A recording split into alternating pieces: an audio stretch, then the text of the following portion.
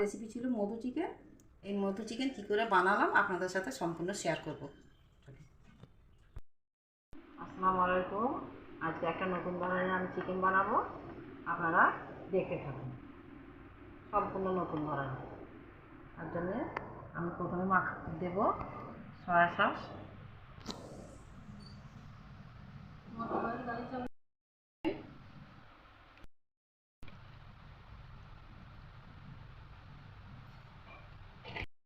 দিলাম।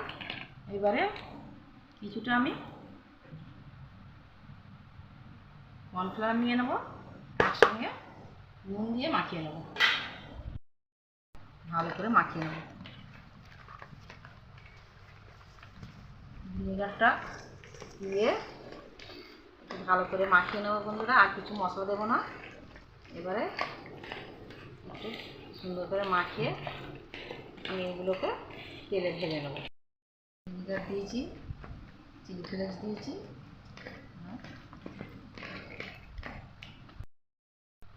Soya sauce দিয়ে দিয়েছি। সব দিয়ে একসঙ্গে ম্যারিনেট করে রেখে দেবো 5 মিনিট। আমি একটু বেশি করে জল নিয়ে নিয়েছি, এতে আমি কর্নফ্লাওয়ার মিশিয়ে দেবো, দিয়ে নেড়ে নেব।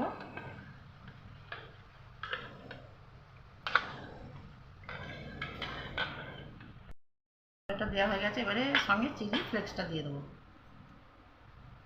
সয়া সসটাও দিয়ে দেবো, আর ভিনেগারটাও দিয়ে দেবো।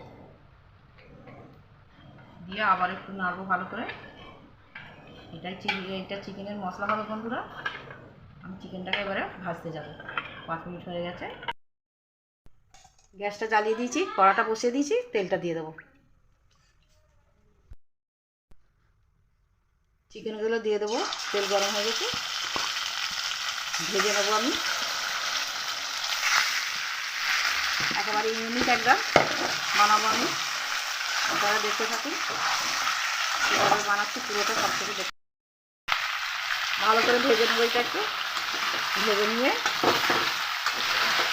নতুন কড়া বন্ধুরা, তার জন্য কড়া করে ভাজবো না, ভাজা হয়ে গেছে। আমি এবারে নামিয়ে নেবো, মাংসগুলোকে তুলে নেবো সব। আর একটু তেল দিয়ে দেবো,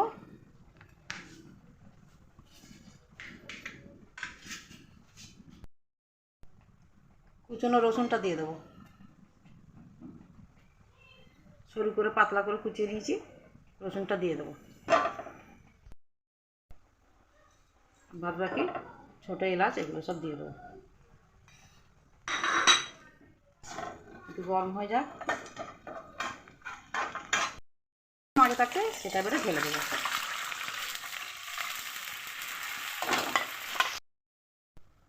বারবার নাড়তে হবে, নাহলে তলায় লেগে যাবে।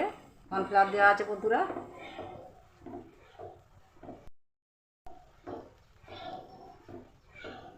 অল্প উপকরণ, একদম বাড়িতেই সবগুলো থাকবে, আপনারা বানিয়ে নেবেন।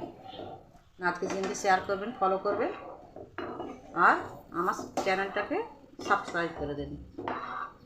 এতদিন ধরে করছি বন্ধুরা, কিছু পাচ্ছি না, একটু করুন, আমিও তো কষ্ট করছি। এবারে চিকেনগুলো ঢেলে দেবো,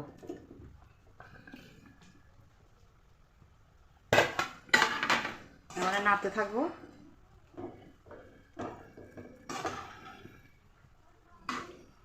খুবই সামান্য উপকরণ, আপনারা দেখলেন তো, সবটাই আপনাদের সামনে করেছি আমি। ছোটোবেলার একটা গল্প বলি। তখন আমরা খুবই ছোট ছিলাম, মানে 10 বছর হবে।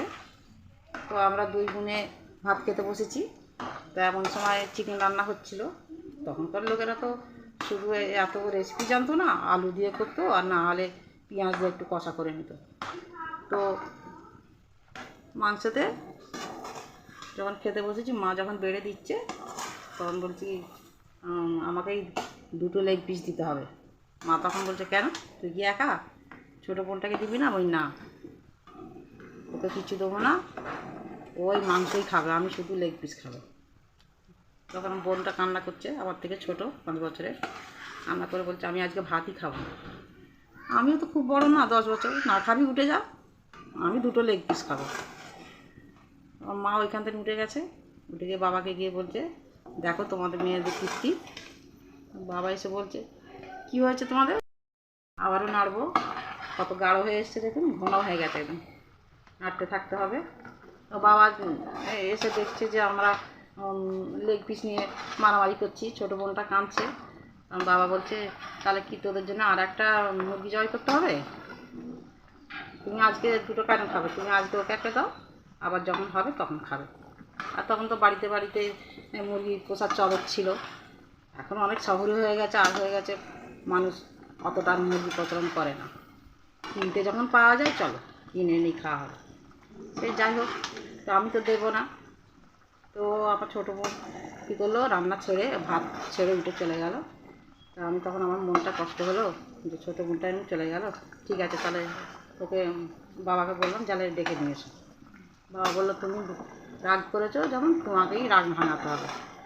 তো আমিও ভাত ছেড়ে উঠে গিয়ে বোনকে বলি, চ ভাত খেয়ে নিবি, তোকে একটা লেগ পিস দেবো। বোন তখন জামাটা দিয়ে নিজের চোখটা মুছে এসে বললো, দিবি তাহলে? বলি, হ্যাঁ দেবো, চ। তখন বোনের চোখটা মুছিয়ে দিয়ে একটা চুমু টুমু খেয়ে একটা লেগ পিস দিয়ে দিলাম। ও শান্তি করে খেলো। আর আমারও ভালো লাগলো যেন। ও বোনটা কাঁদছিল, আমার মোটেই ভালো লাগছিল না। হ্যাঁ, খারাপই লাগছিলো, কী জানি জেদের বসে এরকম বলছিলাম। যাই হোক, এসে খাওয়া হয়ে গেল। দুই বোনে উঠে গিয়ে খেয়ে উঠে, বন্ধুরা আমি কিছুই মশলা দিইনি, কালারটাও খুব সুন্দর চলে এসছে। রসুনটা বন্ধুরা ওইরকম কাঁচা কাঁচা থাকবে, তবে এই জিনিসটা খেতে সুস্বাদু হবে। রসুনটা কাঁচা থাকলেই ভালো টেস্ট আসবে। রসুনটাকে একদম পুড়িয়ে জ্বালিয়ে দিলে হবে না। যে একটু রসুনের সুঘ্রাণ আসবে, ওই জুসটাকে ঢেলে দিতে হবে, যেটা আমি করে রেখেছিলাম জলটা, ওইটাকে ঢেলে দিতে হবে। দিয়ে বারবার নাড়তে হবে, কেননা কর্নফ্লাওয়ার দেওয়া আছে তো, জমে যাবে তলায়। রেসিপিটা হয়ে গেছে। যে ধামাকাটা এবার হবে সেইটা আবার দেখতে থাকুন। যে ধামাকাটা আমার সিক্রেট ছিল, এটা হলো মধু চিকেন, তার জন্য আমি মধু ঢেলে দিয়েছি। দেখুন বন্ধুরা, এইটাই হলো আমার ধামাকাটার সিক্রেট।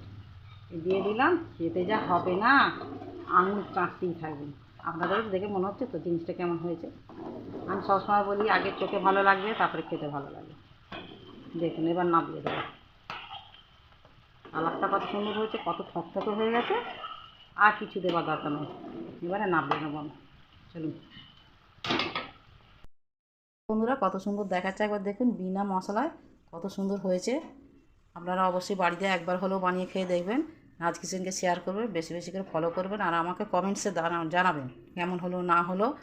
আমি ওইগুলো দেখতে চাই, আপনারা ফলো করবেন, আর বেশি বেশি করে লাইক কমেন্ট শেয়ার করবেন।